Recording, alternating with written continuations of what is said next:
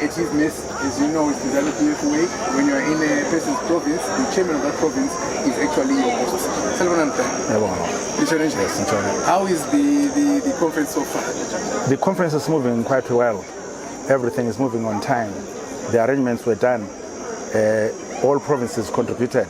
But I will say for the first time, I hear it from others, that for the first time, Bulawayo has contributed more than it has always been expected. For an example, the number of cows that were needed were 5, but we put more than 27. So, and on the monies were on target. So yes, and I'm seeing here people are comfortable inside. All provinces are seated properly. There's a lot of discipline, and we listen to His Excellency's opening remarks of the conference. It was so revolutionary, so encouraging for us to look into the future objectively from a revolutionary perspective. And yes, things are moving all right. That's great, Chairman. I think it speaks to our leadership here in Bulawayo. As you can see, we're here with the man who needs absolutely no introduction. He's part of the fabric of the history of our nation, if you look at the past 20, 30 years. And it speaks to his ability for the program to move so smooth and so flawlessly when it's in our province. You spoke on, I know you are revolutionary. I know you are revolutionary at heart. You spoke of the President's message. He was recently made SADC chairman, yes, which makes him chairman of all the countries in the SADC region. Yes. What do you think this means to our other sister revolutionary parties? It's an advantage to everyone. Let's look at the history of the OAU in the first place, how the OAU was founded. When the OAU was founded in the early 60s, right, people from Zimbabwe were attended in the founding of the Organization of African Unity.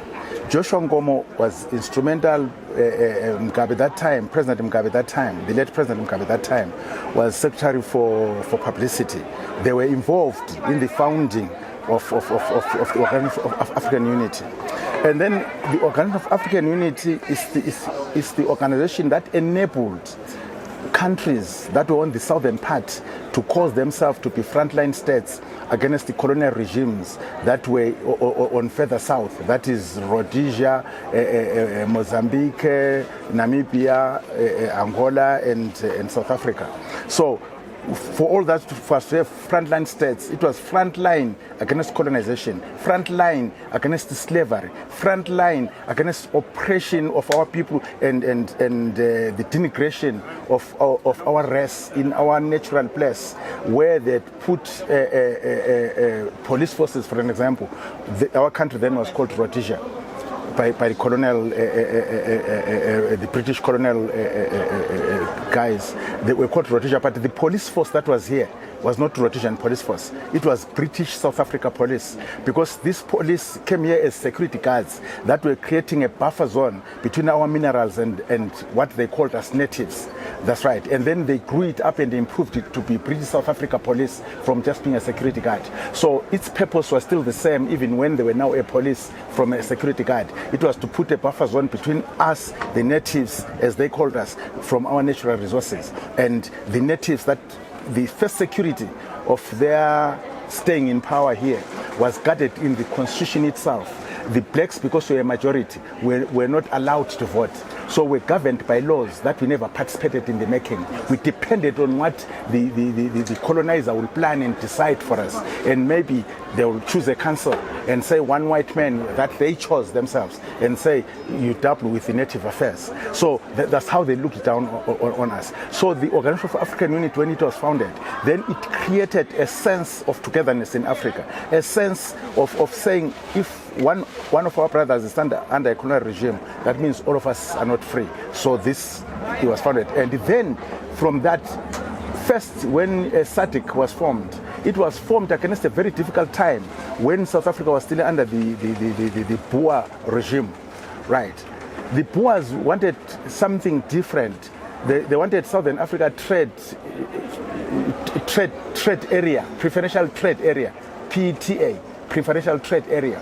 Simply because now the two seas, the Atlantic Ocean and the Indian Ocean, they would transport from any part of the world any machinery for production purposes, whether ginnery, whether shirt making or whatever. They would produce them to South Africa, and then they wanted them to produce for SADC. That we black nations in SADC, we don't have factories, we don't have anything, we receive everything from them.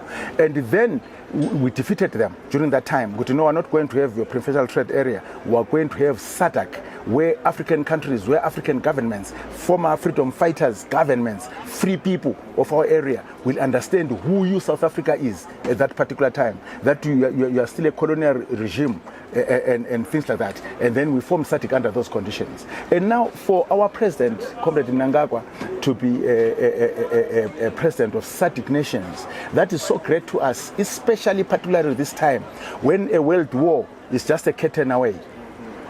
Because of what is happening in Russia, Ukraine, and that area, and what is happening in the Middle East. So we need somebody who knows where we come from, not only as Zimbabweans, but where we come from as a race, where we come from as a continent, where we come from as parts of our countries, like you have got Zimbabwe, you have got Namibia, you have got where we come from as a people that were created by God for this continent. A person like that who understands this is the right time for him to lead and say things on behalf of all of us in the SADC region. So we are very, very grateful. That is the quality of a person that took over. No, I understand exactly where you're coming from, Chairman. Earlier on, we were also commenting on the fact that it came at a perfect right time that His Excellency took over the SADC chairmanship. Because he has been talking of leaving no place and no place behind. Yes. So it's now showing that it's not only within the Zimbabwean borders that he's planning to leave no place and no place behind. He's talking about the region, he's talking about the continent. He's the type of leader who's talking about even on a global scale that no person and no place should be left behind.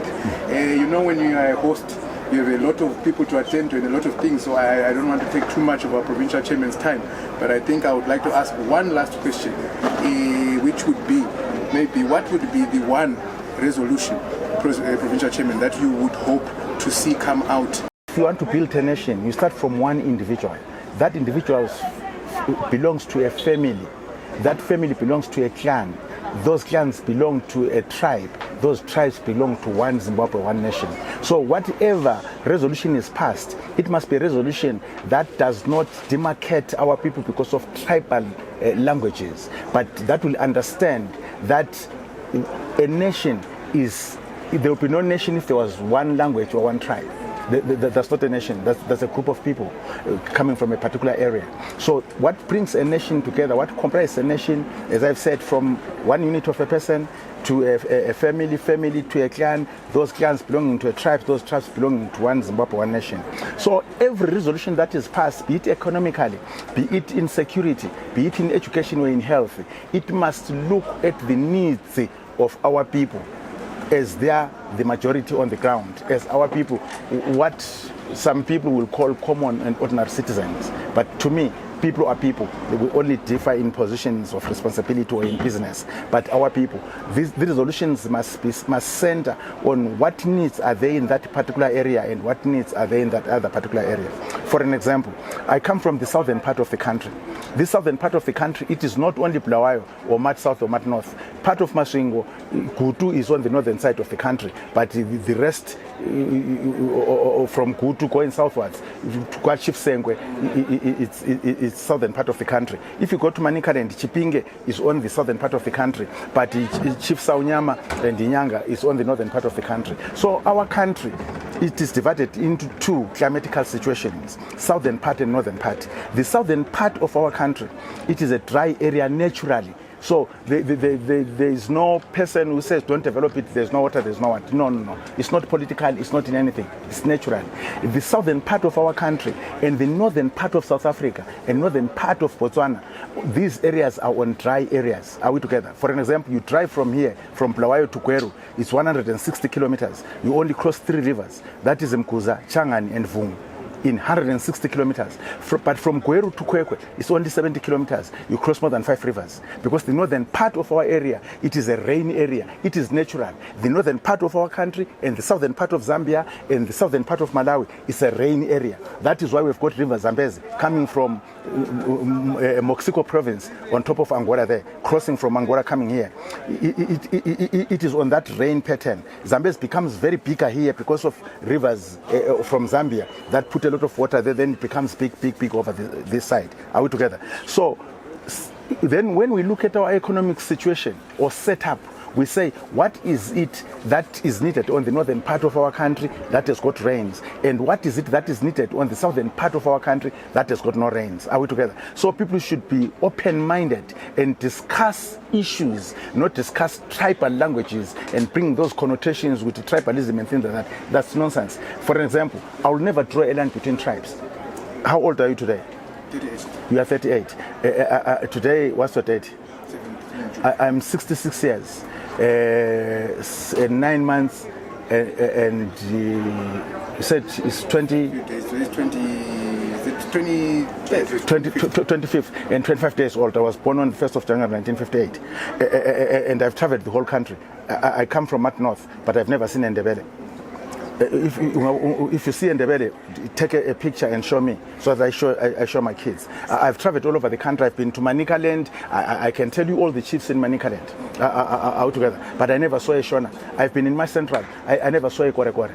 I've never seen a Shona. Ungaona mshona unto reference on dotsa wangu. Ungaona mkore reference on dotsa wangu. Ungaona mtonga unto reference. Inini ndonzo chitonga. Ndonzo Chindevere, Ndonzo Sikalanga, Ndonzo Chisutu. Are we together? These are languages. What is a language? A language is a word. What is a word? A word is a sound with a meaning. For example, if my brother there was European, was English, and my brother there was a Portuguese, I say one word here, undercar. The English will look beneath a motor car, but a Portuguese will come to me. It's just one sound, undercar, but it means different to them. That's what a word is. I will never draw a line between regions. I will never draw a line between languages. I will draw a line with my blood and life between right and wrong, between good and evil, between God and the devil. There, I'll draw a line with my blood and life. Very powerful from our provincial chairperson. I think we have got many words of wisdom from our provincial chairperson, and I would like to thank you so much, both as a revolutionary and as a party member. As you can see, viewers, this is the embodiment of unity, peace and development. I thank you so much, Provincial Chairman. Thank you, sir.